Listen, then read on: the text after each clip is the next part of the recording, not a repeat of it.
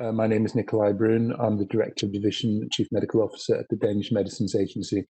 And today I'm speaking both as a leader in one of our national competent authorities, but also on behalf of the Heads of Medicines Agency. I'll just go over what the HMA is, then discuss how vaccine rollout in member states can be organized, with Denmark as an example, surveillance of side effects in COVID vaccines, supplementing what's being presented from a member state perspective, a bit about the knowledge of effectiveness and safety of COVID vaccines, and how we promote trust in health authorities through open and transparent communication. Take the next slide. The HMA, or the Heads of Medicines Agency, is not a formal legal entity. It's an informal organization that has as its purpose to coordinate the role of the national competent authorities throughout the 27 European member states. It has a wide range of activities. It meets in plenary sessions 4 times a year, and it has formed task forces and working groups, both alone under the HMA umbrella, but also and especially during the COVID pandemic, together with the EMA in joint EMA-HMA action groups, task forces, and so forth. Some of them dealing with COVID, but we also have older examples dealing with medicine shortages, dealing with big data, which have been very successful. The agenda of the HMA is to promote and protect public health in Europe and to foster an effective and efficient European medicines regulatory system also on the national level. This is how the vaccine rolled out has been organized nationally, and I will from here on use Denmark as an example. I trust it's not too different in many other member states. As you know, there's transport from the producer, it arrives, it is stored and repackaged. Some of this is more challenging for some vaccines than others, depending on the temperature requirements, and is then transported out in Denmark to the regions that we have that will be in charge of administering the vaccines. Is thawed at the hospital pharmacies in each region and then transported to the 3 main vaccinators in Denmark. There's vaccination in hospitals. We have vaccination in centralized vaccination centers, of which there is between around 20 in the whole country, where people go themselves once they're offered a vaccination. And then there's the vaccination in outgoing functions, which is mainly directed at nursing and care homes. In Denmark, the vaccines have been delivered. Once they've been delivered to the member states, they have been prioritized for, first of all, frontline staff at hospitals and nursing homes. Not all frontline staff, but frontline staff needed in the care of COVID patients.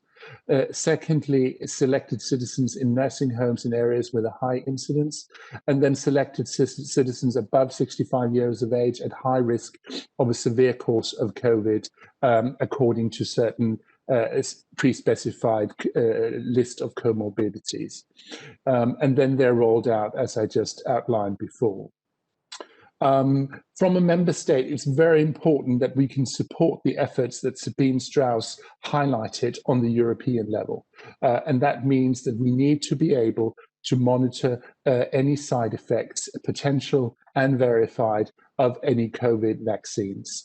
And in order for that to happen, and in order to build trust, it's very important that we have a robust system for reporting adverse reactions and monitoring the vaccines locally. This can then feed into the European system as outlined by Sabine.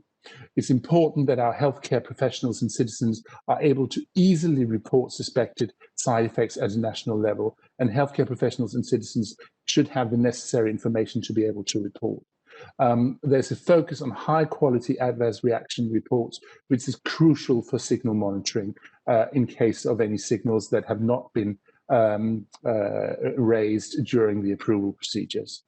There's a stricter reporting obligation to be considered at national level. In Denmark, any suspected adverse reaction is mandatory to report for the healthcare professional who administers the vaccine. And we are also launching studies to monitor both the effectiveness in the real world population and safety of the vaccines. So what knowledge do we have of effectiveness and safety of the COVID vaccines? Well, first of all, we have the dossiers that were submitted to the EMA for approval. And as part of the approval and the conditional marketing authorizations, the companies will continue to provide study results and data as they continue to be generated. In addition, independent studies of COVID vaccines coordinated at an EU level will give more information on the vaccine's long-term safety and effectiveness. At a member state level, we may also carry out our own additional studies at a national level using national cohorts. And in Denmark, we are planning such a study with a head-to-head comparison between the vaccines in a selected population of vaccinated subjects. This will be called the ENFORCE study.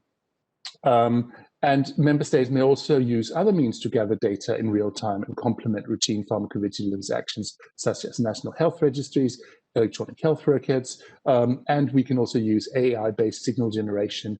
And I'm happy to say that in Denmark, we are planning on surveying the national patient registries for any side effects that have not been captured by the healthcare professionals administering the vaccines, so that we can detect for signals that may occur in the vaccinated populations in spite of them perhaps not having been reported.